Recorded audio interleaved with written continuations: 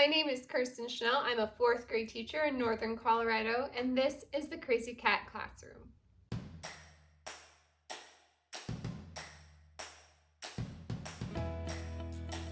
Today I'm going to be talking about some professional development books that I enjoy reading. I am filming in my little reading nook. I bring down my office chair. I like it because it's near a window. I have a lamp back there if it gets a little dark, and then there's our bookshelf and the fireplace in the winter time. It's really nice. So this is one of my favorite places to work and read, just because it's also by a heater, so in the wintertime it can just feel cozy and you can see the snow.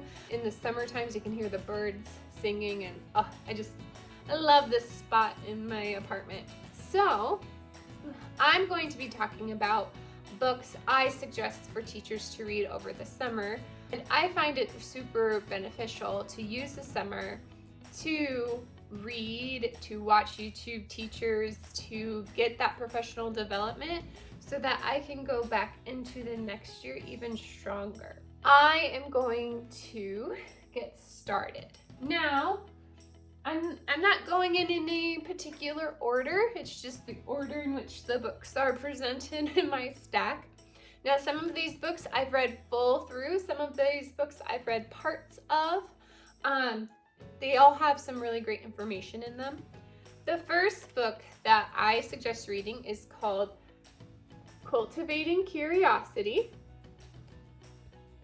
and it's by Wendy L. Ostroff. I'm really horrible with names. So I read this when I was in at the middle school level, and it really talked about how can we create curiosity in students, how can we transfer our questioning over to them, how can we transfer the ownership of their learning over to them.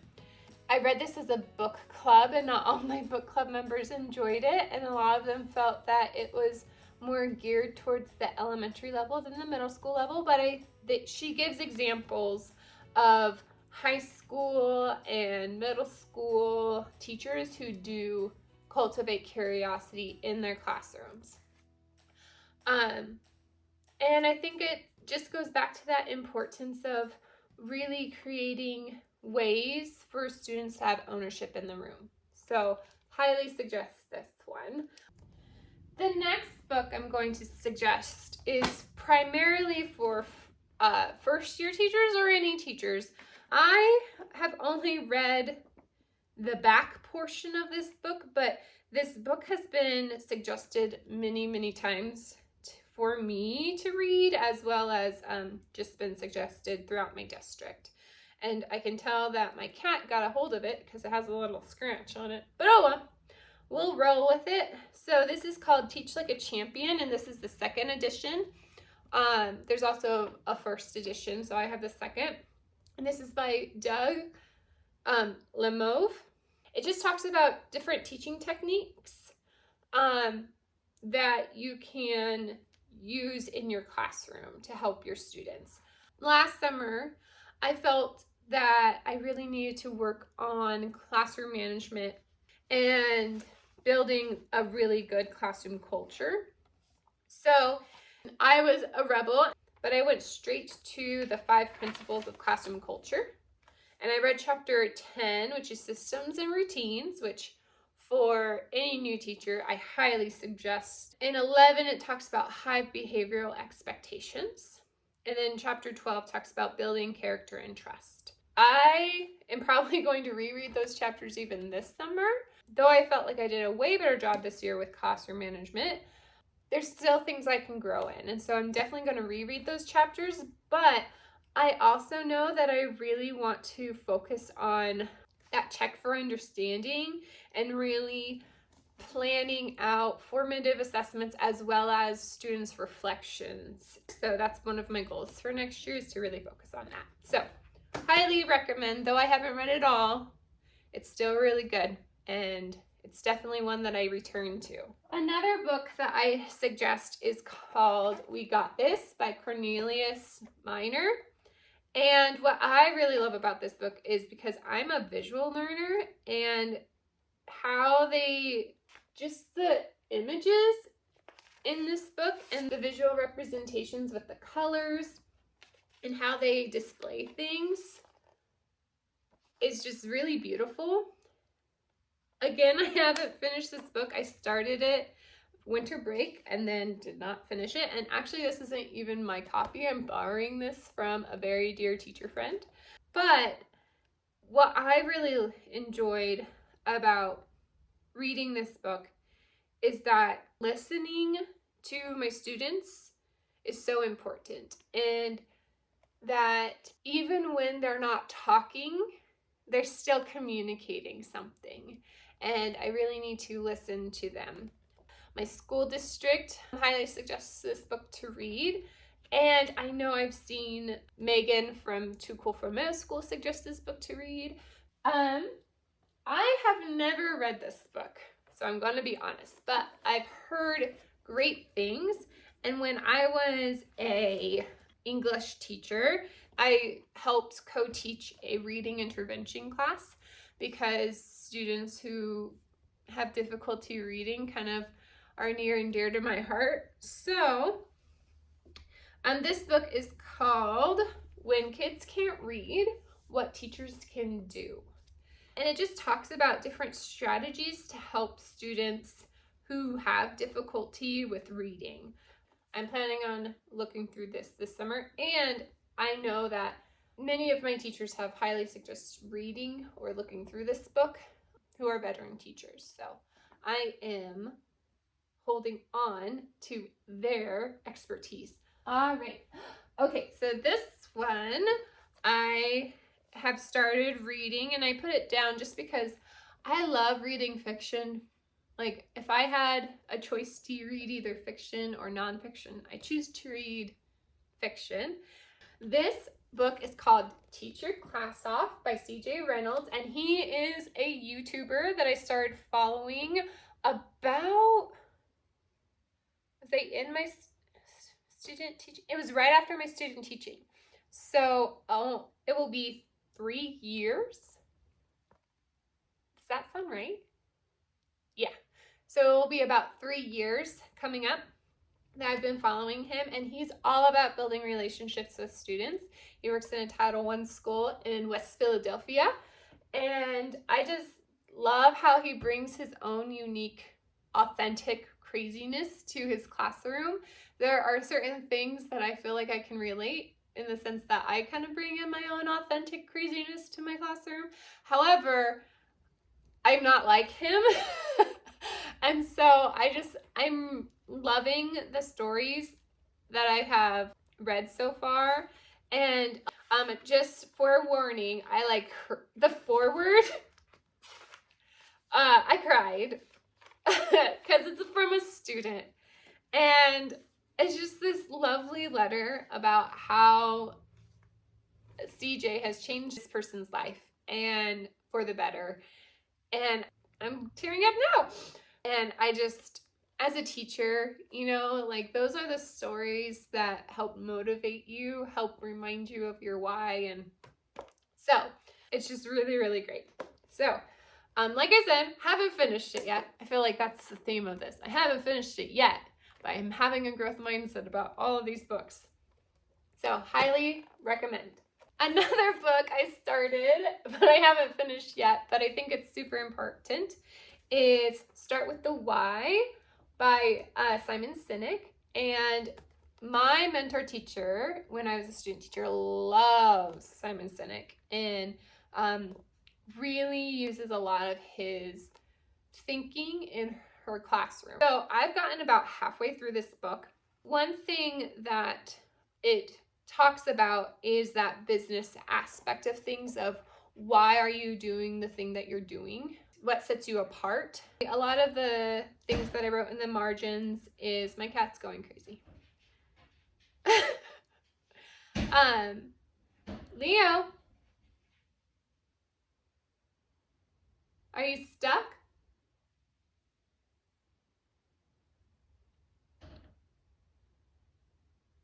So a lot of the things I wrote in the margin are just what are my expectations for my students? Consider how I am using incentives in my classroom? Do I use fear to motivate my students? So just like really good, deep questions. Am I creating a good work environment for my students? Because in reality, I'm their manager, I'm their boss, right? And to have them be successful workers, I need to create a good work environment for them. So highly, highly recommend. Even though I'm already halfway through, it's still super, super great. So that book. Oh, okay. So my mentor teacher, when I left, she gave me 2 books. One was about mentors, who had mentors and how they helped change them, which is in my classroom. And then she gave me this book. And I love this book. It's Teach Like a Pirate. Increase student engagement, boost your creativity, and transform your life as an educator.